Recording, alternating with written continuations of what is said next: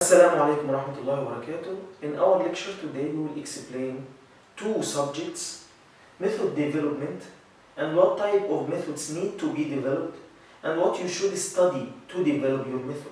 After that we will go to explain approaches to method validation and we will differentiate between single lab approach and inter-lab comparison approach. What type of methods need to be developed? We have only two types of methods. We have reference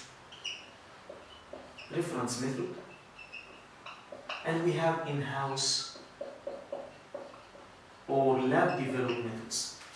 For reference method, this is already validated method and you will just make verification to ensure that you can achieve all method performance parameters.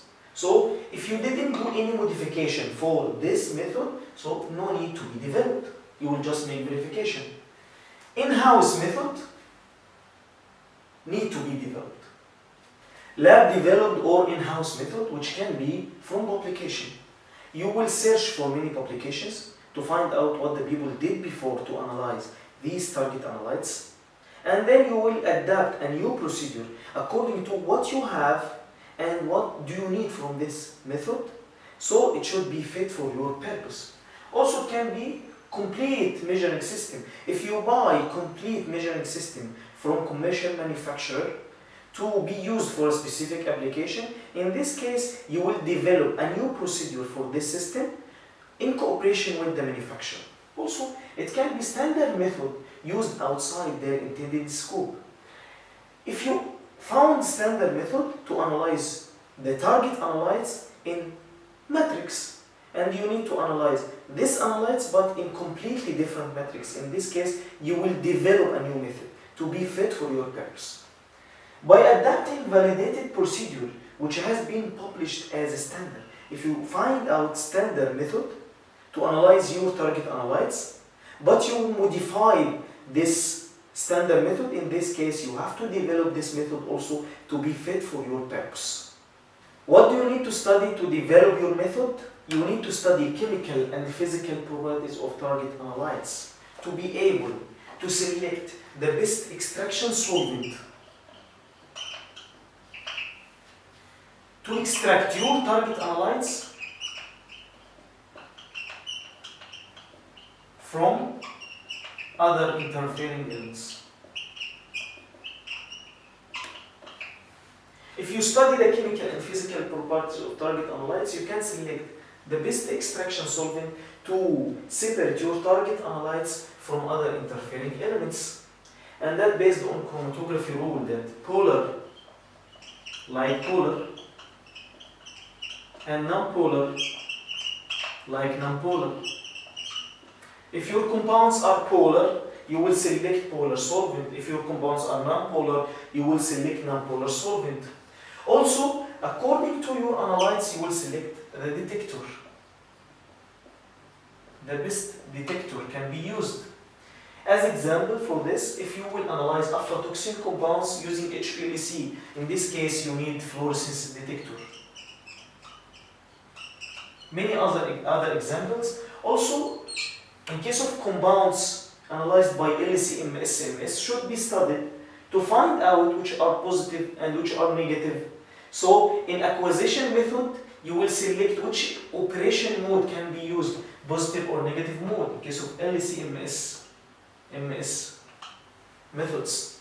After that, you should study matrix effect to know the interferences may be present in the sample and try to eliminate or reduce these interfering elements because it can affect on the target analyte results by enhancement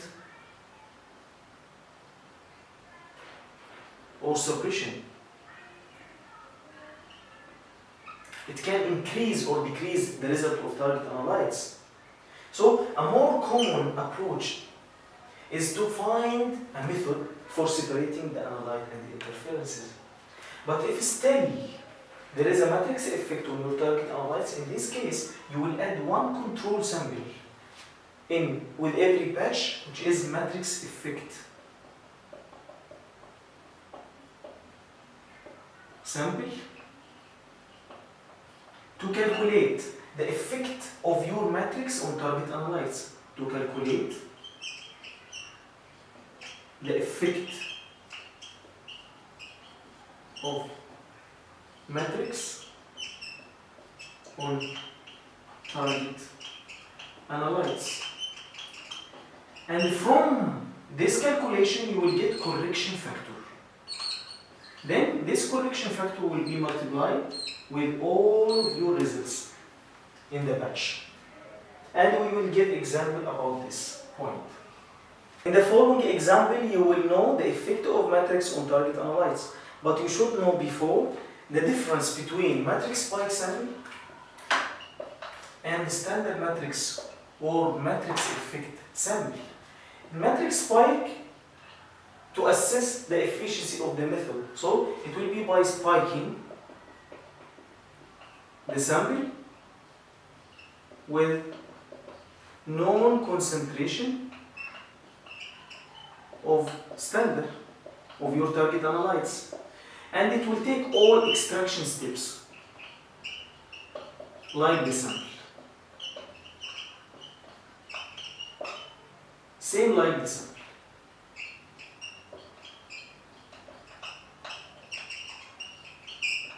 Then you will calculate the recovery to assess the efficiency of the method. In case of a standard matrix, only to calculate the effect of matrix on target analytes. And that one will be by calculation of correction factor. Correction factor. This correction factor, as we said before, will be multiplied with all sample results and also with matrix spike to remove the effect of matrix on target analytes. That also will be by spiking known concentration,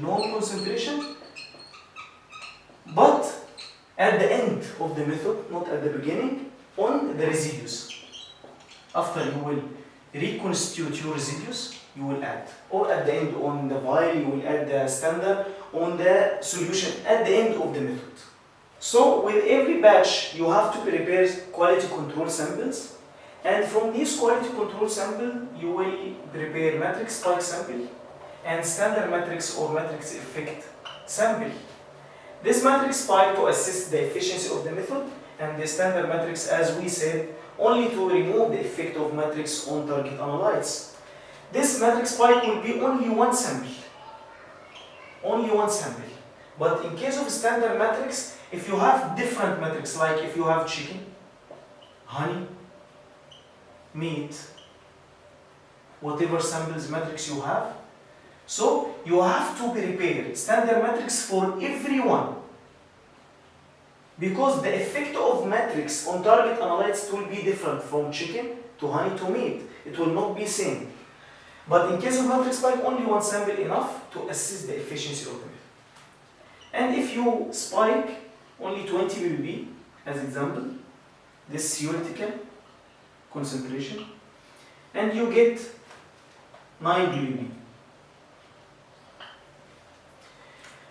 There is a very high suppression. So if you calculate recovery by this way, it will be 9 divided by 20 multiplied by 100, it will be 45%. And this is not accepted at all.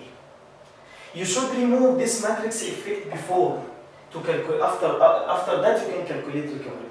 So in case of standard matrix also you will prepare at the end after all extraction steps, not like matrix spike. As we said, matrix spike you will prepare from the beginning of extraction, at the end of extraction it will take all extraction steps as the sample. But in case of standard matrix, it will not take all extraction steps. You will add at the end of the method on the vial before transferring to the instrument.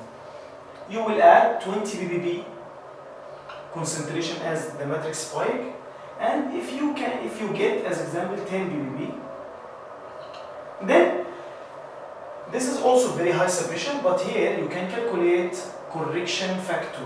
This correction factor will be by dividing 20 ppb theoretical concentration by 10 ppb practical on the instrument. It will give you 2. This will be your correction factor. And this correction factor will be multiplied with all sample results in the same sequence, and also with the recovery with matrix spike. It will be 2 multiplied by 9, it will be 18. 18, if you calculate recovery by 18, you will find 18 divided by 20 multiplied by 100, it will be 90%, and this is very good recovery. So now it will be accepted. So this correction factor will be multiplied with all sample results in the same sequence. And if you have different metrics need to be analyzed using the same method, it's better to select representative metrics for each group, like chicken for tissue samples. If you have chicken, meat, beef, chicken for tissue samples as example.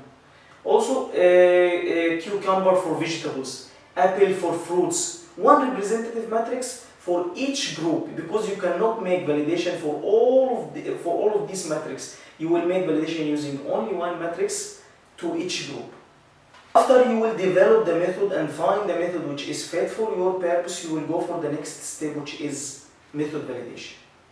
And you will evaluate all method performance parameters required to ensure that your method can get accurate and reliable results. And there are two approaches for method validation: single lab approach and inter-lab comparison approach. If your method will be developed for use in one laboratory, in this case, single lab approach will be appropriate. And when you will evaluate the method performance parameters, you will take into account customer and regulatory requirement. But it's better to evaluate all method performance parameters that we mentioned in the previous lecture.